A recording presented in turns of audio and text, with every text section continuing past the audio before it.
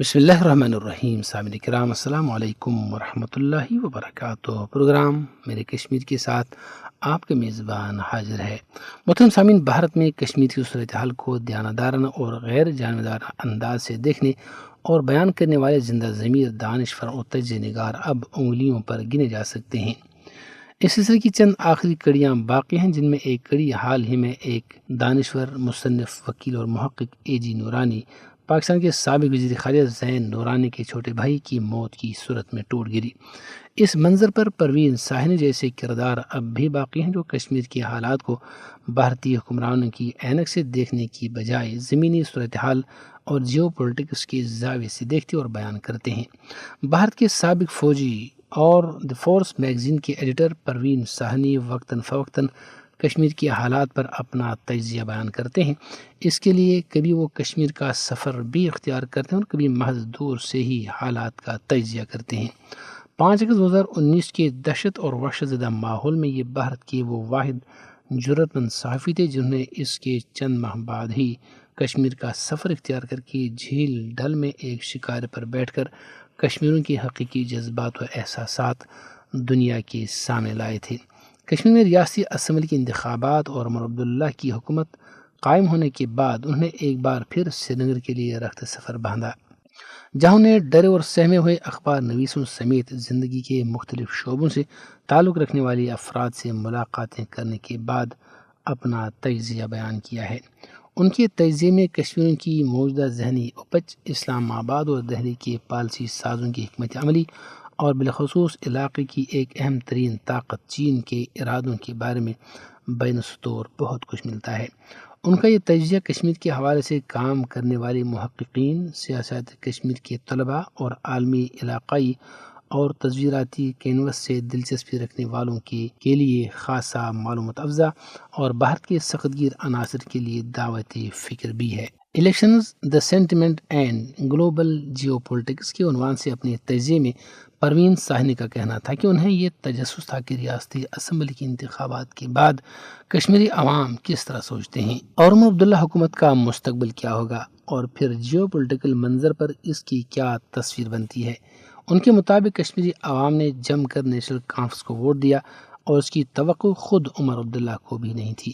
تجزیہ نگار نے اس کی 3 وجوہات بیان کی ہیں۔ اول یہ کہ حقیقت میں کشمیر میں پڑنے والا ووٹ مودی حکومت کے 5 اگست کے فیصلے کے خلاف تھا۔ دوم یہ کہ کشمیری زندہ رہنا چاہتے ہیں، روزگار چاہتے ہیں اور ایک ایسی انتظامیہ چاہتے ہیں کہ جس تک ان کی آسان رسائی ہو۔ یہ ممکن نہیں کہ ایک لیفٹنٹ گورنر عوام کی دسترس میں ہو۔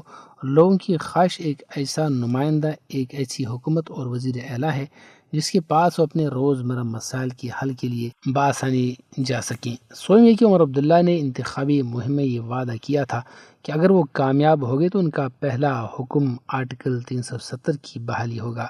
وہ یہ کشمیری عوام جو تاریخ میں بہت سرد و گرم سے گزرے ہیں، بخوبی سمجھتے تھے کہ ایسا کرنا عمر عبداللہ کے اختیار میں نہیں، صرف مودی حکومت ہی اس فیصلے کو واپس لینے کا اختیار رکھتی ہے۔ اس کے باوجود انہیں توقع تھی کہ عمر عبداللہ جب وزیر اعلیٰ بنیں گے تو اسمبلی میں ان کی پہلی قرارداد کشمیر کی خصوصی شناخت کی بحالی کے مطالبے پر مبنی ہوگی۔ عمر عبداللہ وزیر اعلیٰ بن چکے ہیں اور میں دیکھ رہا ہوں کہ انہوں نے اپنا ایجنڈا کس طرح چلانے کی کوشش کی ہے۔ جب انہوں نے اعتماد کا ووٹ لیا تو آرٹیکل 370 کی بحالی کو بھول گئے اور انہوں نے میڈیا کو کہا کہ میری ترجیح اس یونین ٹیریٹری کو ریاست کا درجہ دلانا ہے۔ اسی دوران وزیر اعلیٰ نے نہیں، لیفٹنٹ گورنر نے وزراء کو محکمے تفویض کیے۔ اس کے ساتھ ہی عمر عبداللہ نے اسمبلی کی بجائے کابینہ میں کشمیر کی ریاستی شناخت کی بحالی کی قرارداد منظور کی۔ دوسرے روز لیفٹنٹ گورنر کے دفتر سے اخبارات کو بیان جاری کیا گیا کہ کابینہ کی قرارداد کو لیفٹنٹ گورنر نے مرکز کو ارسال کر دیا ہے، یعنی چیف منسٹر کی تجویز گورنر نے قبول کی ہے اور اسے مزید قبولیت کے لیے آگے روانہ کر دیا ہے۔ ماضی میں اس کی کوئی مثال نہیں ملتی۔ وزیر اعلیٰ نے گورنر کے ساتھ پہلی ملاقات میں صرف ترقیاتی منصوبوں پر بات کی، حالانکہ یہ نارمل ریاست نہیں، میں اسے ریاست ہی کہوں گا کیونکہ یہ برسوں ریاست ہی رہی ہے۔ یہ وہ بات ہے جو وزیر اعلیٰ کو کرنی چاہیے تھی۔ نارملسی کا مطلب 3 بنیادی چیزیں ہیں۔ اول یہ کہ کشمیر پولیس وزیر اعلیٰ کے ماتحت ہونی چاہیے اور رسمی طور پر وزارت داخلہ کے تحت۔ دوم، یہاں ایک آزاد میڈیا ہونا چاہیے جو آج ناپید ہے۔ میں نے 2 دن میں دیکھا کہ جا بجا غیر ضروری سوالات پوچھے جاتے ہیں۔ سری نگر کے سینئر صحافی نے مجھے بتایا کہ ہم بے روزگار ہیں کیونکہ ہمیں اپنے اہل خانہ کو تحفظ فراہم کرنے سے ہی فرصت نہیں مل رہی۔ پولیس انٹیلیجنس ایجنسیاں انہیں تحفظ دے کر آزادی اظہار کو یقینی بنا سکتی ہیں، مگر ایسا نہیں ہو رہا۔ کسی نارمل معاشرے میں سول سوسائٹی کا وجود ضروری ہوتا ہے۔ کشمیر میں انسانی حقوق کی تنظیموں، ٹریڈ یونینز، وکلا تنظیموں، NGOز پر پابندی ہے، مگر عمر عبداللہ نے گورنر سے اس پر بات نہیں کی۔ یوں لگتا ہے کہ عمر عبداللہ نے صرف اتنی ہی سپیس میں کام کرنا ہے جو اسے مودی حکومت نے فراہم کرنی ہے، حالانکہ انہیں عوام نے وزیر اعلیٰ منتخب کیا ہے، مگر وہ مرکزی حکومت کے دست نگر ہیں اور ایسے میں وہ بھلا کیسے ڈیلیور کر سکتے ہیں۔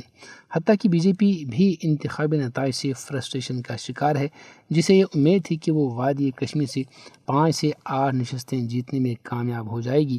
BJP جوڑ توڑ کر کے مسلم اکثریتی علاقے میں ایک ایسا مسلم وزیر اعلیٰ لانا چاہتی تھی جو BJP کی آئیڈیالوجی کو قبول کرنے کو تیار ہو۔